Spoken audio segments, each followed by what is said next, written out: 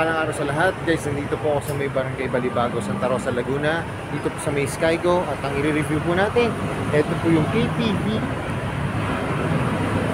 150 ng Skygo. Napakaganda nito guys pag makikita nyo sa lakwan. Tara, simulan natin ito review.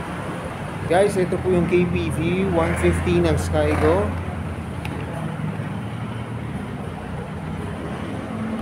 Ito po yung kanilang adventure bike. Kita nyo naman, no? Kung guys natin may lumabas po nito, blue, gray. Ngayon, mas pinaganda po yung kulay. Yan. Pinaastig. Ang kombinasyon po ng kulay nito, para siyang green na may blue na may white. Tara guys, simulan na natin itong review. Simulan natin sa gulong. Ang gulong po nito ay cordial ang tatak. Tubeless na to guys. Ang sukat ng harap ay 100 by 80, 14 po. Ito po yung kanyang disc. Yung kanyang brake caliper po ay matte black. Yung kanyang fender po sa harap, ganda oh, neon green. Na may decals po siya na white and blue.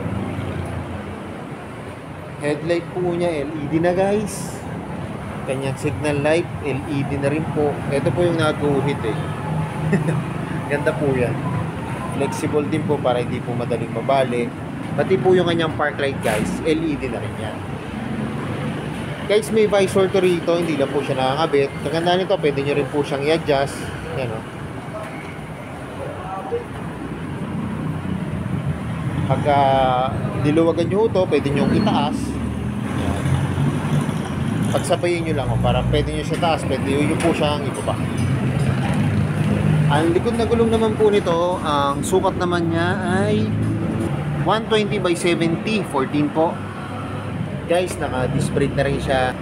Mudguard niya po yan, dalawa guys. Isa rito, saka isa rito. Para iwas tibalsik talaga ng putik.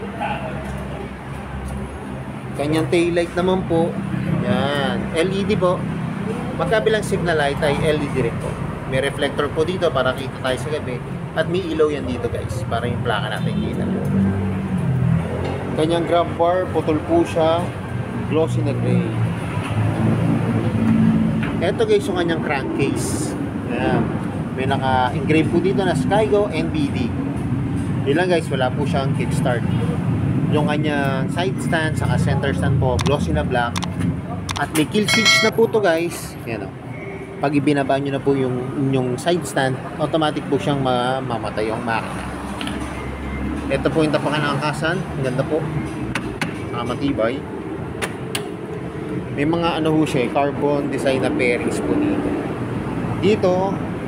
Dito, tsaka dito po sa harap. Yan. Pagdating naman po sa upuan, malambot po yung kanyang upuan, saka yung design po ay naka-camelback na rin po. Yung sa back right po, makinis. Dito po sa driver po, ito po yung magaspan para iwas dulas po. Saka malambot guys. May hook po dito para sabitan ng helmet.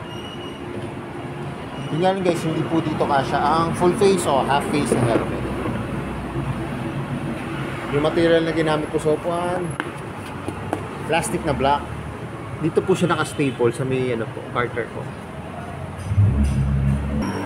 Ito naman guys yung kanyang manubela.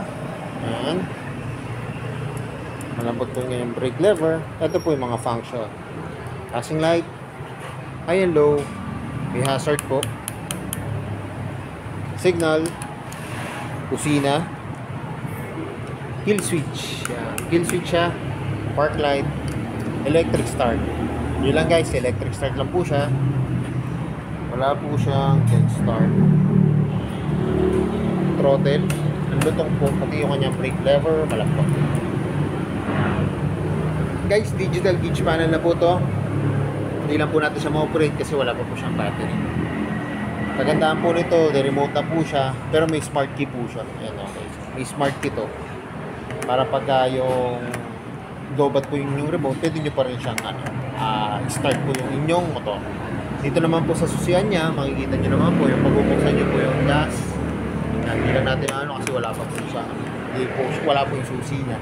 Yan, ito po yung sa gas niya, sa upuan, tapos pag i-start ko po siya. Kagandahan nito guys, kahit po nakaupo po kayo sa inyong motor, pwede po kayo magpagas. Sa pockets, dalawa naman po yung kanyang pockets. Yan, ganda po, malalim. Ay guys, ito pala yung kanyang remote. Yan. Ganda po, malaki.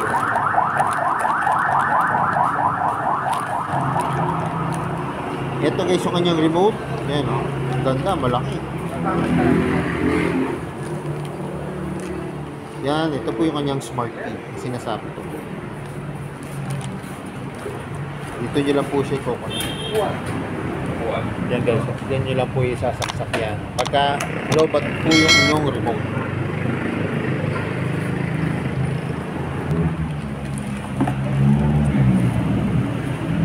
Guys, kagandaan nito guys, malalim po yung kanya mga pockets. Dito naman po sa kabilang side yan, may USB port. May USB port po siya. Pwede po kayong mag-charge ng inyong cellphone para yung mga ginagawang delivery rider po yung effect, para po hindi na po malubat ang inyong cellphone. Saka pwede nyo po siya ilagay dito kasi mababaw lang. Parang hindi po pwede rito. Parang papel lang po kasya rito. Bili na lang po kayo ng CP holder. Ayan guys. Pero yung kabilang side naman po na packet, malalim. Ayan, malalim po yung kabilang side.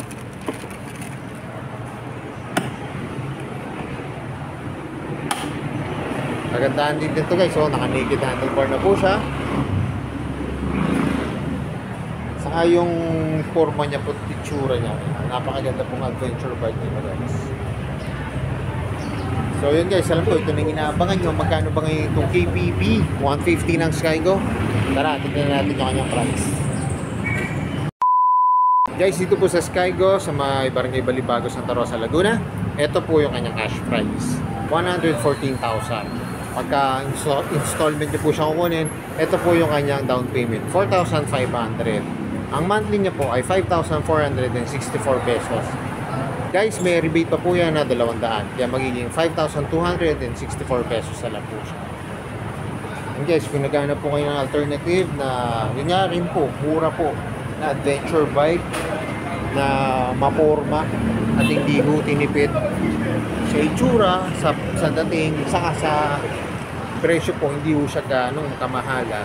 Kasi po ngayon yung mga ibang brands po ng adventure bike, nagre-range po siya sa 160. Yung pagkakalan po, 150 to 160 po ang mga price range. Pero ito, kita nyo, 140 lang po siya. Guys, pasyalan nyo na po yun dito kasi mas maganda po kung makikita nyo na actual yung unit. Pero kung naghahanap pa po kayo ng blue saka yung gray, available pa rin naman po yun. Talang nyo lang po yung Casa Personnel. Saka ngayon po, dalawa po yung available nila rito. Ayan, ito po, dalawa po silang white.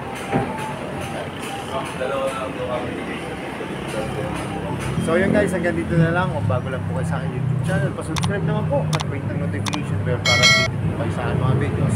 At salamat nga po pala dito sa may Skygo, dito po sa may Barangay Balibago, Santa Rosa, Laguna. At nare-review ko po yung mga motor.